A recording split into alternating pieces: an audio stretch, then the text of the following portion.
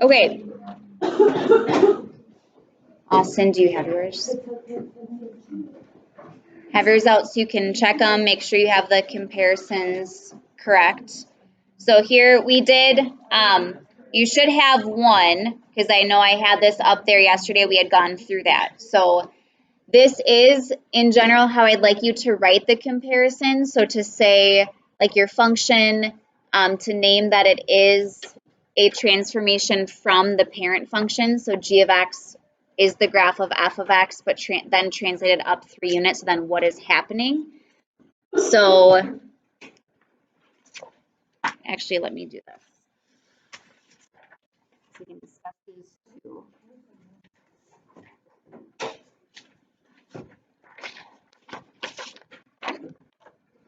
So for the second pair of graphs, here you can check the graphs. So I have the parent graph for mine is in purple, and then the graph of g of x is in orange for both.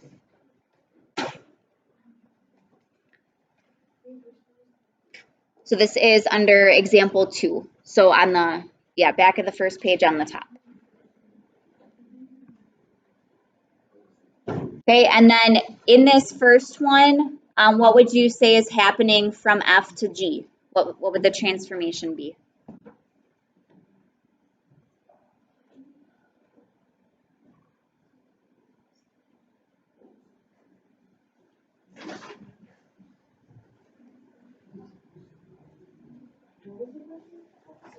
From the graph from F to G, what would you say the transformation is, Angela? Gx is fx translated 3 units to the right. Yes.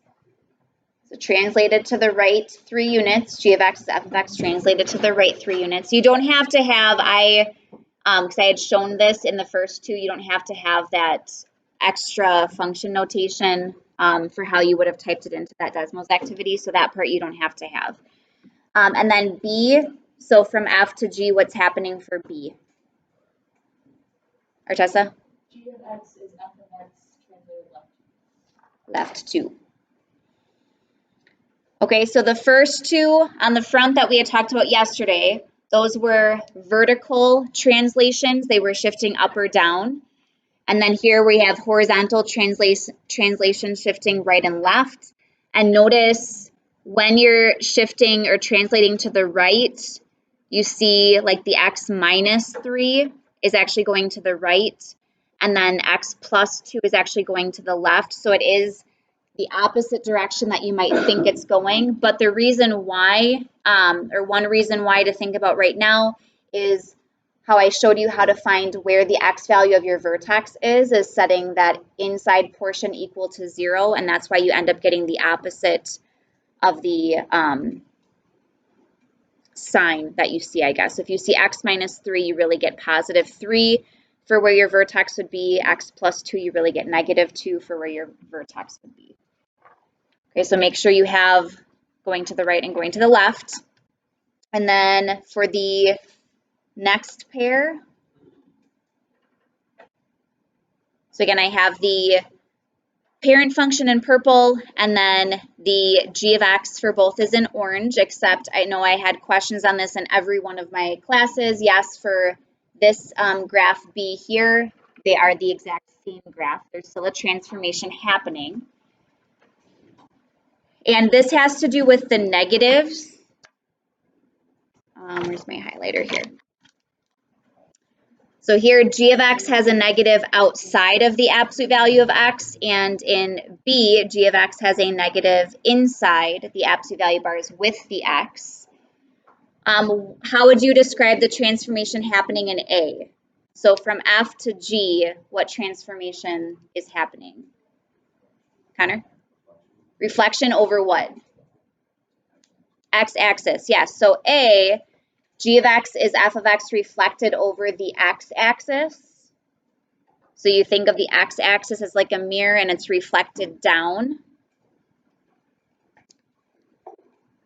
As we go through these two, what I want to mention is anything that happens on the outside of the absolute value is a vertical transformation. So because the negative is on the outside, it is a vertical reflection, and to reflect vertically, you're reflecting over the x-axis. So then what would you say is happening in B? You do have the same graph, but what transformation would you say is happening? Lizzie? Reflecting horizontally, so what is it reflecting over? The y-axis, yes. So the negatives inside on the x, it's inside the absolute value bars with the x, is a horizontal reflection. That means it would be reflected over the y-axis. So g of x is f of x reflected over the y-axis. So I know yesterday I saw a lot of, for the comparisons, and this is before we formally went through them, I was just seeing a lot of the graphs are the same, there's no change. And you're right, the graphs are the same, but because of that negative, there still is that reflection happening. That won't always be the case when it reflects over the y-axis that your graph is the same. The only time it looks the same is if, like, this function is an even function, which we're not talking about yet. But it has to do with that symmetry. Because it's symmetric over the y-axis, when you reflect it, it looks the same. So not every function will look the same when it's reflected over the y-axis. Okay, then getting on to the next set.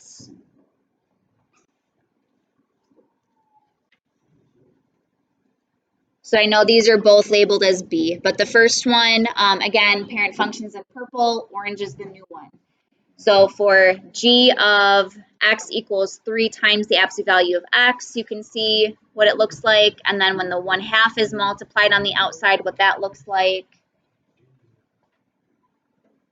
So how would you describe in A what's happening from F to G?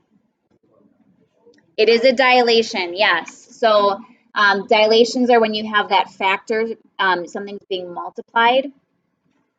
So the difference between these, again, when the number is multiplied on the outside, because I'll show the next set of examples, but if you graph them both, hopefully you noticed that actually the next set of examples, the graphs look the exact same. So under example 5, your two graphs look the exact same as these, but the numbers, the 3 and the 1/2, are in a different place. So when your numbers are on the outside, this is a dilation, it's affecting it vertically. So these would be described as a vertical stretch or a vertical compression. So this first one would be described as a vertical stretch because you have to picture, like, leave the vertex where it is, but you're taking the two ends and stretching them up, which then creates a narrower looking graph. So this would be a vertical stretch. So I phrased it this way. I said g of x is vertically stretched. I put by a factor of 3 because the 3 was there. What I'm looking for from you is that you at least know it's a vertical stretch. So you don't have to have by the factor of 3, but g of x is f of x vertically stretched, or g of x is a vertical stretch of f of x, however you want to word that. And then B would be the opposite. It's wider, so this would be described as a vertical compression. So it's like you're, again, leaving the vertex where it is, but you're pushing the graph, that purple graph, down, which then makes it appear wider or fatter. So g of x there would be f of x vertically compressed, or a vertical compression of f of x. I put by a factor of 2. I realize there's a 1/2 there, so it is compressed in half. But you can also say it's compressed by a factor of 2, meaning it would be compressed in half. So again, you don't have to have by the factor of there. And then something to notice is that when that value in front is larger than 1, so 3 is a number bigger than 1, it was stretched. When it was a number smaller than 1, it was compressed vertically. So I had given it away. Your graphs for 5 look the exact same as they did for 4, but the multipliers of 3 and 1/2 are in a different place. They're inside the absolute value bars. So because they're inside with the x, these are now described as a horizontal dilation, so a horizontal stretch. or compression. So this graph up above, when the number was bigger than 1 on the outside, was a vertical stretch. Here it's a horizontal compression. Like you're taking the two ends and pushing them in, which makes it skinnier. So this would be, I put g of x is f of x horizontally compressed. Again, you don't have to have by the factor of, I put it there. Or g of x is a horizontal compression of f of x. And then this would be the opposite. The 1/2 up above, when it was outside of the absolute value bars, was compressing it vertically, horizontally. Because it's wider, it's stretching it out. It's like you're taking the two ends and pulling them outward, which makes it appear wider. So then that would be a horizontal stretch. So g of x is f of x horizontally stretched. Again, I put by a factor of 2 because your x values are really being doubled when it's stretched out like that, but you could have the 1/2 there as well. There's kind of some different ways you can phrase that. And like I said, you don't have to have by the factor of. I just want to see that you can identify whether it's a vertical or a horizontal stretch or compression based on what's happening. So where the number is placed, like even though this looks like a vertical stretch, because the 3 is inside with the x being multiplied, it has to be described as a horizontal compression. So the placement of the value matters. Any questions on those graphs? Because on the back, we're going to summarize that whole thing. Okay, this was looking at very specific examples. You had specific values to compare things to. Now, putting this all together in a general way. So on the back, I give you the general form of an absolute value function, which you see values a, b, h, and k in there. We know it's absolute value because of the absolute value bars. If you look below this whole box, which we'll talk through, I also gave you the general form of a quadratic function. Notice it also has a, b, h, and k. The only difference is because it's quadratic, rather what makes it quadratic is the fact that you have the variable x inside a quantity to the second power. That is what makes it quadratic. So absolute value, you would see the absolute value bars. Quadratic, you would see a quantity being squared. And then I have the parent function for a quadratic is just x squared. That's the simplest quadratic function. But I'm going to go back up here. So remember here too, the parent function is y or f of x is just the absolute value of x. That's the parent graph. So all of the examples we went through, I didn't list them as a, b, h, and k values, but they all tie into this. So you had examples, we'll start with h because they have that here. So if you see a value being added or subtracted from the x inside the function, so it's an input with the x. So it's inside the absolute value bars, or with quadratics, it's inside that quantity being squared, so it's inside of the function. That h value, that's like an x plus h or an x minus h, and that's going to translate it left or right. So if you see plus h, it moves it h units to the left. And then if you see minus h, it moves it to the right. So it is the opposite direction you would expect. Here's another reason why it's the opposite direction. Notice in that general form, the minus sign. So if you see minus h, like minus 3, your h is really a positive 3. If you were to see plus 3, this x plus h is really like x minus negative h. So when you see x plus 3, h is really a negative. Because in order for this sign here to change to a plus, h would have to be a negative number. So that's why when you see minus h, it's going to the right, h is really positive. When you see plus h, h is really negative. That's why it's going to the left. And then when you see a value that's added or subtracted outside of the function, so outside of the absolute value bars or outside of the quantity being squared, and again, it's added or subtracted, that's a k value. And that is a vertical translation. That's a shift up or down. So if you see plus k, it goes up. Minus k, it's going down.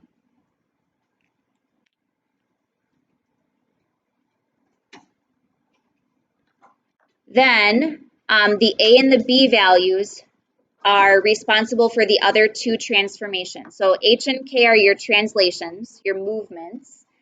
And then a and b are responsible for reflections and for dilations. So it's only reflected if either of these is negative. So if you have a negative out front, so outside of the function, so that would be, in this case, if the a value is negative. So I'm going to put here, this is if a is less than 0, or if you wanted to write into words, that means a is a negative number. Then that is a vertical reflection. So that is a reflection in the x-axis. And then if you see a negative multiplied inside with the x, so that would be your b. So this would be if b is negative, then that is a horizontal reflection. So that's a reflection in the y-axis. So B I'll highlight up here is purple and then A is red. So it's only if either of those values is negative, that's what causes a reflection. Aside from being negative, these values in the parent function are both 1. A and B will never be 0 because they're multipliers. So if A or B are 0, then you don't have a variable. So A and B up here in the parent function are both 1. So then if they're any number other than 1, then there's a dilation occurring. So the negative causes a reflection, then a dilation is if you see like a 2 or a 3 as your A or B value, or a 1/2. So if A, again, A is multiplied in front. If A is a number, again, the absolute value is here because the negative would reflect it, and then the number itself, the absolute value of it, is what causes a dilation. So if A is, the absolute value is larger than 1, it's a vertical stretch. And if A, the absolute value is between 0 and 1, so like 1/2 or 2/3 or 3/4, then it's a vertical compression. And then it's the opposite for B, because B is inside. So anything happening horizontally is like the opposite. So B is on the inside with the x. If B is bigger than 1, again, absolute value is bigger than 1, it's actually a horizontal compression. And if it's between 0 and 1, it's a horizontal stretch.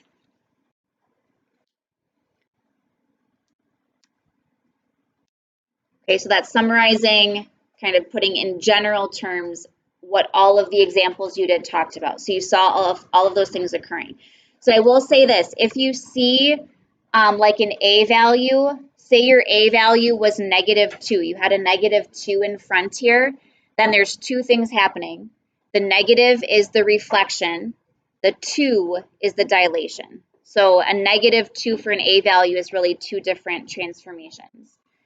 And then, like I said, these all apply here as well. A, B, H, and K all work the same here.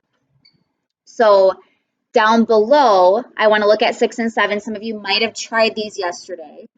So if you did, I want you to check them. I'm actually going to go through 6 with you and have you try 7. But it says, write the function for the following graphs. So if I'm writing a function, I want it to be f of x equals something. Now, I notice these are both parabolas. So my function, these are quadratic then, should be in this form. Okay, when you get your assignment today, some graphs will be parabolas, in which case you should be writing them as quadratic. If they are a V, they are absolute value, which means you'd be writing them in this form. So these are both parabolas, so I'm writing them in this form. What I would do when you're going from a graph to writing the equation is to first think about the transformations that are happening. So the parent graph for a quadratic function is a parabola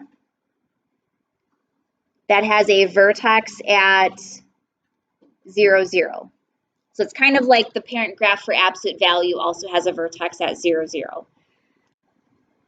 So I can see that this parabola, and it's also a parabola that opens upward. So then anything you notice that's different from this graph, if it's moved around, if it's now opening down instead of opening up, so it's reflected, maybe it appears skinnier, wider. So looking at the graph in number 6, what is a transformation that is happening from the parent graph to this one? So what do you notice is different from where the parent graph would be to where this graph is? What do you notice that's different? It's moved over to the left and down. So it's moved over to the left. 1, 2, 3. So my vertex is now at -3, -2. So it's moved to the left 3, and then it's moved down 2. Okay, I'm not going to try to trick you. I think the dilations are harder to come up with, like if it looks skinnier or wider. So for the ones I'm giving you today, anyway, especially because the parent graph isn't graphed with it, you're not going to have to worry about changing A or B unless there's a reflection. So you might have a negative in there. So right now, if my function is moving to the left, what value in this form is that affecting? H. So it means I have a 3 either added or subtracted from x. So I would have in my quantity squared, I'd have x. And if it's going left 3, is that +3 or -3? +3. So I have x plus 3 quantity squared, because that means that would move it to the left 3. And then down 2, what value is that affecting, or what would that look like? That would be the k. And would it be +2 or -2? -2, because it's going down. So I'd have -2 at the end. So this would be the function that would give me this as a graph. Okay, and it's a parabola. So again, the quantity squared is what makes it quadratic. If it was a v, rather than having the quantity squared, I'd have absolute value bars around it. Okay, so I'd like you to write the function for 7. So think about what is happening, what transformations are happening, and then how does that affect my equation. So try number 7. Or if you tried it yesterday, now double check, see if you would still give the same answer if you wrote it yesterday.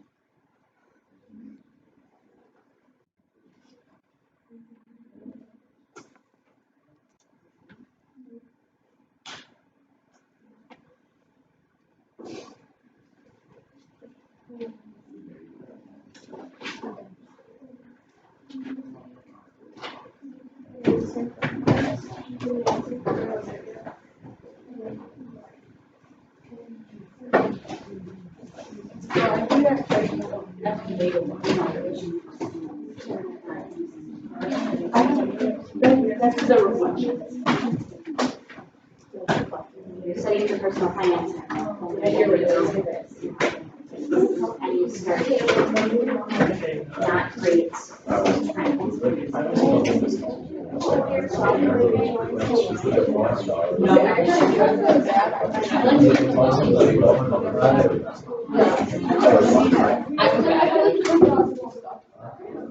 No, yeah, those are healthy.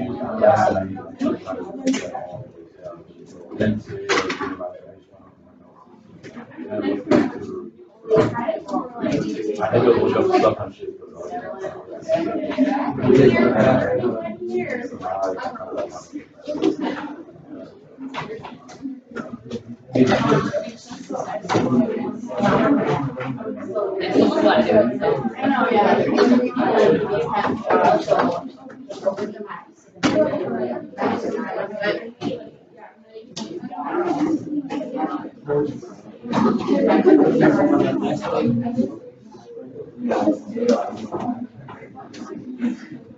The negative wouldn't flux here. Well, it's showing like now. I'm not good at that. You ever seen that? So that it's outside of this.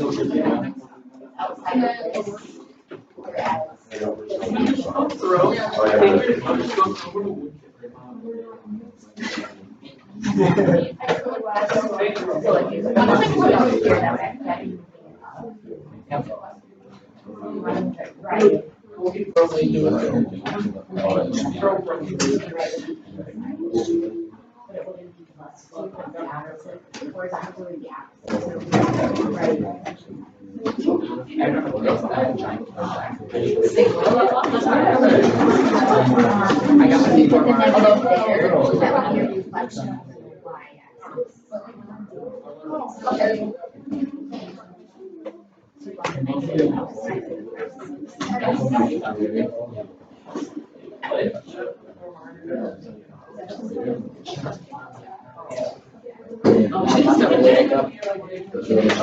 So one, make sure you have your exponent squared here.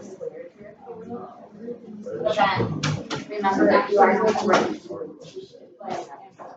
the opposite sign.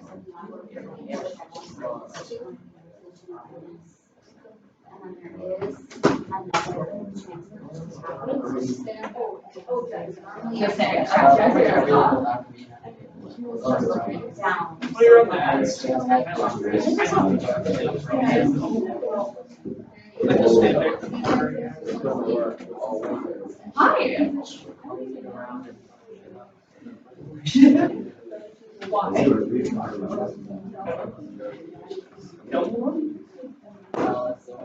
Well, I'm just asking the transformation. So Yeah, that is funny. what causes it to do that? That relationary function. Wow, these my plan already too. Relations between lines, right?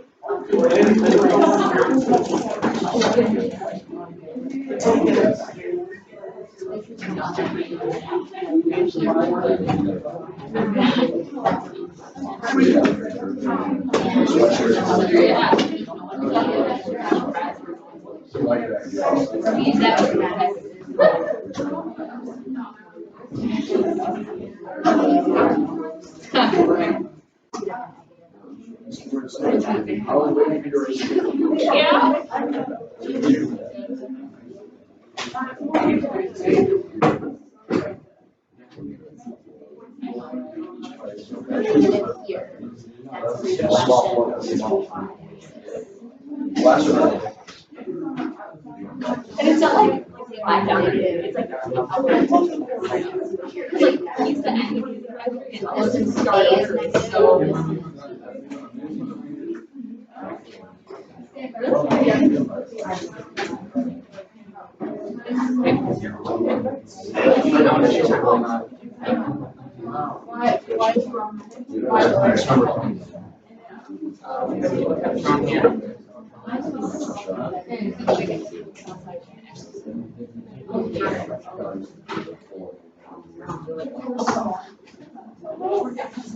Yeah. So rating it, like notice how we will say. Paper.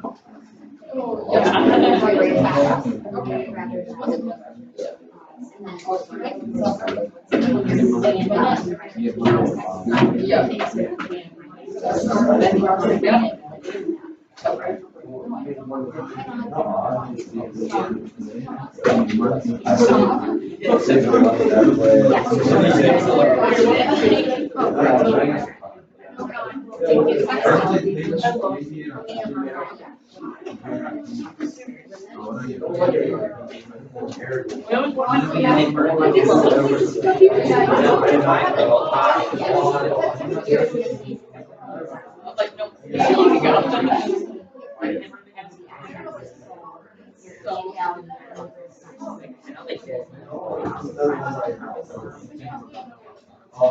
I know.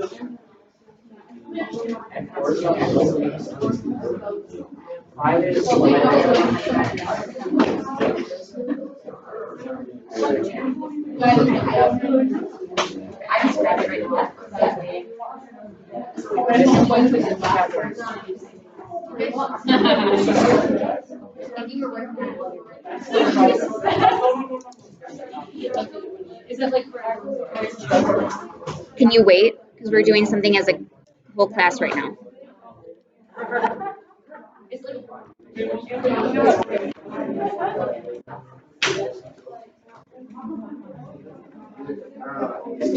Okay, just double check, because some of you had things written differently. Should be f of x equals negative, or if you have -1 here, and then x minus 2 quantity squared. Okay, we are gonna do one last activity type thing, and then I'll pass out the practice. This will be well, it kind of depends, but it shouldn't take too long. So we're gonna do a little matching game. So within the class, you are gonna have to find the ones that match to you. So what you need to know, because you can use these sheets if you need to. Some of you are going to have, or there's some absolute value functions, so they're in this form. There's some quadratic functions, so they're in this form. And then there's some square root functions. We have not reviewed those in Algebra 2. You did see them in Algebra 1. But I want you to realize if it's a square root function, the only difference is rather than having absolute value bars or a quantity squared is you have a square root. But the a, b, h, and k all do the same thing for the square root functions. This, as a reminder, is what the parent graph of a square root function looks like. So it has the end point at 0, 0, the parent graph does, and then it's a curve up like this. Okay, so some of these cards are the functions themselves. Some of the cards are the graphs. Some of them are words. They just tell you what the transformations are. So you're all going to get at least one of these, and then you have to get up and move and find your group of 3. So if you have the function, you have to go up, walk around and find your graph and find your transformations. Okay? So I'll pass out one of these to everybody.